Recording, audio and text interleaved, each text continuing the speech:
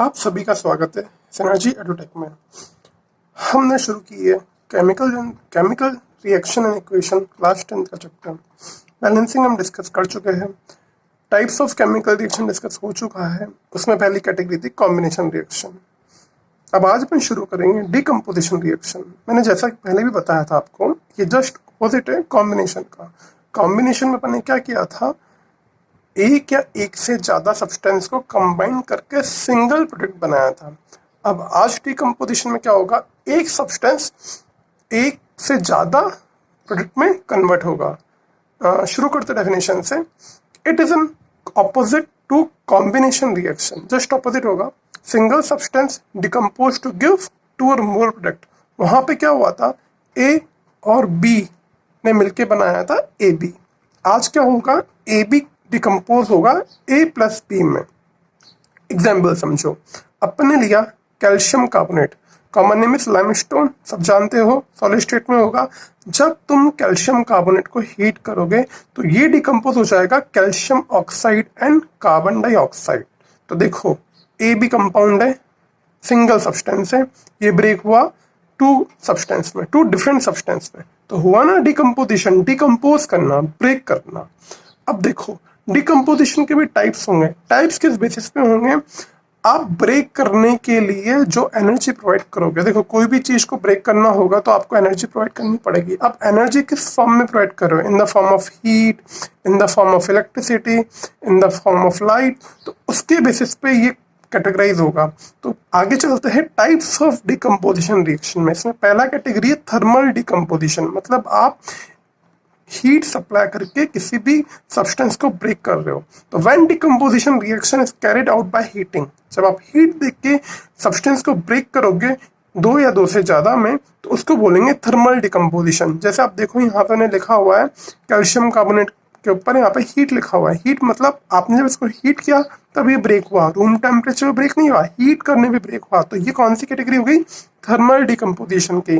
तो एक और एग्जांपल लो थर्मल डिकम्पोजिशन का, फेरस सल्फेट। फेरस सल्फेट एक सॉल्ट है, जब आप इसको हीट करोगे तो ये डिकम्पोज होगा ferric oxide, SO2 and SO3 में। ठीक है, देखो बच्चों, ये रिएक्शन आपको याद करनी पड़ेगी कि फेरस सल्फेट डिकम्पोज होने पे क्या फॉर्म करता है, ferric oxide, sulphur dioxide and sulphur trioxide. NCERT की इक्वेशन है, काफी क्वेश्चंस आ जाते हैं यहाँ से। और हाँ, बैलेंस करना बहुत जरूरी है। जब FeSO4 ब्रेक होगा Fe2O3 SO2 SO3 में, तो आपको यहाँ पे दो एटम मिलते हैं आयरन के, यहाँ पे एक एटम है आयरन का। तो मैंने बैलेंस करने के लिए यहाँ पे 2 लगाया। जब आयरन को मैंने 2 से मल्टीप्लाई किया तो आयरन बैलेंस हो गया। अब साथ में सल्फर भी 2 से मल्टीप्लाई हुआ और ऑक्सीजन के जो 4 एटम है वो 2 से मल्टीप्लाई होकर बन गए 8। तो देखो, यहाँ भी सल्फर के 2 एटम है और ऑक्सीजन के कितना एटम है, 3 + 2 5, 5 + 3 8। तो पूरी रिएक्शन कंप्लीटली बैलेंस है। तो ये एग्जांपल है आपका थर्मल डिकम्पोजिशन का। इसी तरह से आपका एक और एग्जांपल है लेड नाइट्रेट का। लेड नाइट्रेट को हीट करोगे आप तो ये कन्वर्ट होगा lead oxide, nitrogen dioxide and oxygen gas में। आई थिंक ये रिएक्शन बैलेंस है, नहीं है? चलो चेक करते हैं। 1 लेड एटम, 1 लेड, एन और बाहर ब्रैकेट में है 2, तो 2 नाइट्रोजन, तो यार ओनली 1 नाइट्रोजन। यहाँ पे है O × O3 2, तो 6 ऑक्सीजन एटम। आपके पास है 1 + 2 3 + 2 5 ऑक्सीजन एटम। तो ये रिएक्शन बैलेंस नहीं। अब आपको रिएक्शन बैलेंस करनी है। देखो, ये रिएक्शन मैंने आपको बैलेंस करना सिखा दिया। अब आपको इसको बैलेंस करना है। इसको बैलेंस करिए और कमेंट बॉक्स में अपना आंसर मेंशन कीजिए। अगर सही होगा तो मैं उसको करेक्ट कर दूंगा, अदरवाइज मैं आपको सही आंसर मेंशन कर दूंगा। ठीक है, बैलेंसिंग हम ऑलरेडी सीख चुके हैं। अगर आपको सीखना है बैलेंस कैसे करते हैं तो आप मेरे पिछले लेक्चर फॉलो कर सकते हैं। ओके, चलो चलते हैं नेक्स्ट पॉइंट में।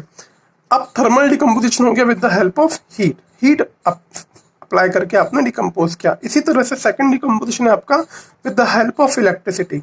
तो इसको नेम देंगे अपन electrolytic decomposition. Electrolytic word come from electricity, तो आपने इलेक्ट्रिसिटी सप्लाई करके डिकम्पोज किया, तो ये हो जाएगा इलेक्ट्रोलाइटिक डिकम्पोजिशन। तो reaction which decomposes by applying electric current is called electrolytic decomposition. इसका बिल्कुल बेसिक एग्जाम्पल है इलेक्ट्रोलाइसिस ऑफ वाटर। इस एग्जाम्पल में क्या होगा, डिकम्पोजिशन ऑफ वाटर। वाटर को ब्रेक करेंगे। अब आपको याद हो, वाटर का फॉर्मूला होता है H2O। वाटर के अंदर है हाइड्रोजन एंड ऑक्सीजन के एटम।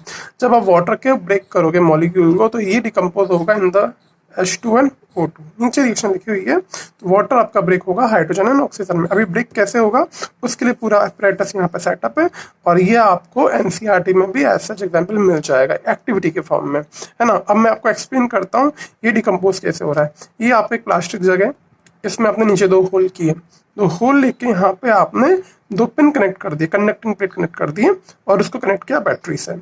अब उन प्लेट्स पे आपने 2 इलेक्ट्रोड प्लेस किए। अब इलेक्ट्रोड क्या होता है? इलेक्ट्रोड आर कंडक्टिंग सब्सटेंस, जो आपको किसी भी सॉल्यूशन में करंट फ्लो कराने में काम में आता है। तो आपने 2 इलेक्ट्रोड लिए और दोनों इलेक्ट्रोड पे इन्वर्टेड टेस्ट ट्यूब सेटअप कर दिया, 2 टेस्ट ट्यूब उल्टा लगा के सेटअप कर दिया, ठीक है। और आपने फिल कर दिया वाटर, वाटर में डाला थोड़ा सा डाइल्यूट H2SO4। अब अपन ने ये क्यों ऐड किया? क्योंकि प्योर वाटर इतना अच्छा कंडक्टर नहीं होता, अगर आप इसमें थोड़ा सा सॉल्ट या थोड़ा सा एसिड ऐड करते हो तो इसकी कंडक्टिविटी या कंडक्टिंग प्रॉपर्टी इंक्रीज हो जाती है, ठीक है। तो करंट अच्छे से फ्लो हो, उसमें रेजिस्टेंस कम हो, इसलिए अपन ने इसमें डाइल्यूट H2SO4 ऐड कर दिया। अब एक और ध्यान देने वाली बात है, यहाँ पे मैंने जो 2 प्लेट है उनका नाम दिया, एक का नाम दिया कैथोड, एक का नाम दिया है एनोड। कैथोड वो होगा जो आपके नेगेटिव टर्मिनल से कनेक्ट होगा, और एनोड वो होगा जो आपके पॉजिटिव टर्मिनल से कनेक्ट होगा। इसको याद करने का शॉर्ट ट्रिक है ABC, A for anode, B for battery, C for cathode. तो ABC, तो प्लस फॉर एनोड, बैटरी आपका बीच में आ गया, वहां से आपने आ गया नेगेटिव कैथोड। तो ABC, anode, battery and cathode, तो प्लस माइनस, ऐसे आप याद कर सकते हो, ठीक है।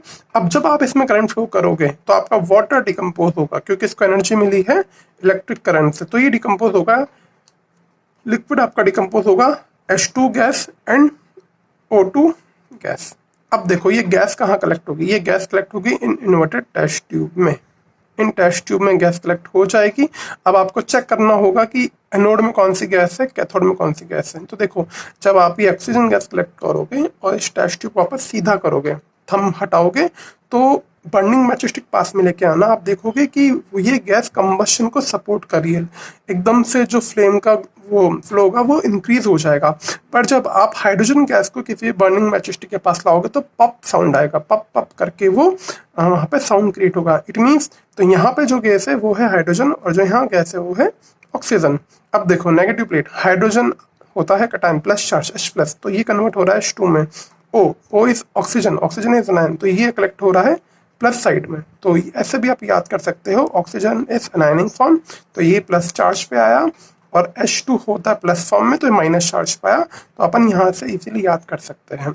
अब इसमें एक बहुत इंपॉर्टेंट बात और है, यहाँ पे मैंने जो स्पेस है गैस का वो थोड़ा वॉल्यूम कम है, और यहाँ पे स्पेस ज़्यादा है। इट मीन्स H2 गैस ज़्यादा कलेक्ट हो रही होगी और O2 गैस कम कलेक्ट हो रही होगी।